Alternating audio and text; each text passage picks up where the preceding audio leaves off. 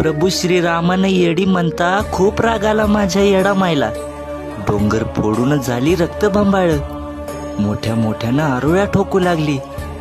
या येडा मायला एवढं क्रोधित पाहून देव दानव सारे भयभीत झाले.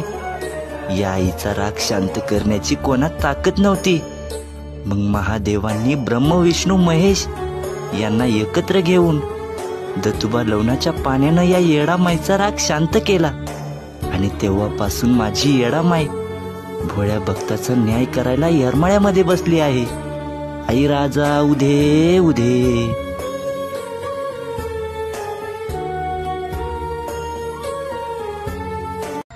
चांगल्याने चांगलं आणि वाईटाने वाईट समजलं मला, पण माझ्या वाईट वेळेत कोण कामी नाही आलं. सर्व माझ्यापासून आपोआप दूर झाले.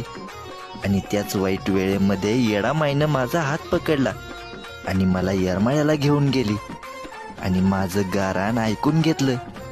आणि या आईनं मला लेकरावानी जीव लावला. तिनं मला लावला जीव गोळावानी ग्वाड, रांचं मी पाखरू पण लेकरावानी लाड.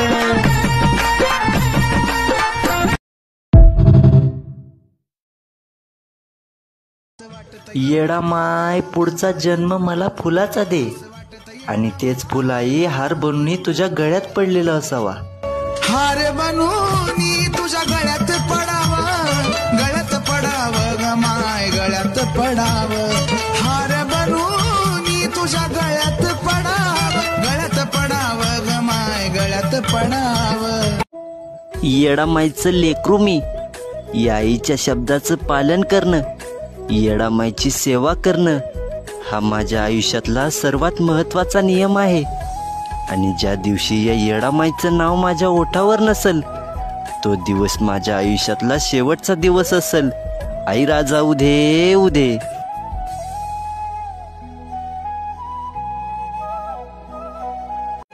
येडा माय, या जगामध्ये मला एक जिवलग मित्र मिळाला होता.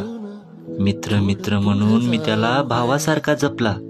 माझं सुख दुःख सारं त्याला सांगितलं. पण येडा माय शेवटी त्याने माझी साथ सोडून दिली. त्याला वाटलं याचं या जगामध्ये दुसरं कोणी नाही. पण त्याला एवढं माहीत नव्हतं सारी दुनिया साथ सोडन, पण ती येरमाळ्याची येडा माय या लेकराची साथ कधी सोडणार नाही. आई राजा उधे उधे. संकटाच्या वेळी सारी दुनिया साथ सोडून देईन तुमची. संकटाच्या वेळी सारी दुनिया साथ सोडून देईन, पण ती येरमाळ्याची येडा माय तिच्या लेकराला कधी एकटं पडू देणार नाही. ती आपल्या सदैव पाठीशी उभी राहणार. आई राजा उधे उधे. द्यायला काचाचं घरही दिलं असतं मला माझ्या येडा माईनं.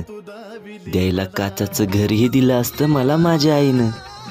पण दगड मारणारा शेजार माझ्याकडे भरपूर आहे, म्हणून मी या आईला नको म्हणलो. जेवढं दिलं तेवढं भरपूर दिलं येडा माई. फक्त सुखा दुःखात तुझा हात माझ्या डोक्यावर राहू दे आणि माझ्या प्रयत्नांना यश मिळू दे.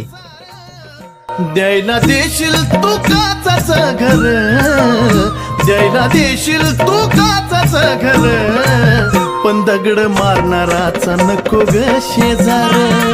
द्यायला देशील तू काचाचं घर. एखाद्याच्या कष्टाचा घास जर हिसकावून घेत असाल आणि तुम्हाला वाटत असेल ती येडा माय तुम्हाला माफ करल, हे अतिशय चुकीचं आहे. ती येडा माय तुम्हाला कधी माफ करणार नाही, कारण की ती तिच्या लेकराच्या डोळ्यामध्ये एक पण अश्रू बघू शकत नाही. तिच्यासाठी तिची लेकरच सर्व काही आहेत.